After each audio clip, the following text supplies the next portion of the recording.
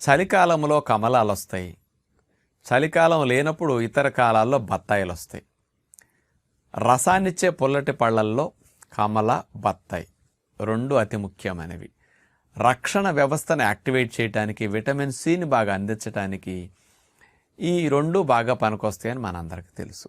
ఈ కమలాలు, బత్తాయిల్ని తీసుకుంటే, బత్తాయిలో 100 గ్రాములు తీసుకుంటే ఆ లోపల తినే ముత్యాలు ఏవైతే ఉంటాయి సుమారుగా 40-42 క్యాలరీలు ఉంటాయి. కమలాలు తీసుకుంటే 48 క్యాలరీలు ఉంటాయి 100 గ్రాములు. షుగర్ పేషెంట్స్ కానీ, కొలెస్ట్రాల్ తగ్గాలనుకునేవారు కానీ, ఎల్డిఎల్ బ్యాడ్ కొలెస్ట్రాల్ తగ్గాలనుకునేవారు కానీ, అట్లాగే హెచ్డిఎల్ గుడ్ కొలెస్ట్రాల్ పెరగాలనుకునేవారు కానీ, బ్లడ్లోకి ఫ్యాట్ ఎక్కువ అబ్జార్బ్ కాకుండా ఉండాలి, మన ఫ్యాట్ ఫుడ్ తింటున్నా ఈ ఫ్యాట్ బ్లడ్లోకి ఎక్కువ అబ్జార్బ్ అవ్వకుండా రక్షించుకుంటే బాగుంటుంది అనుకునే వారికి కమలాలని, బత్తాయిల్ని రసంగా త్రాగటం బదులుగా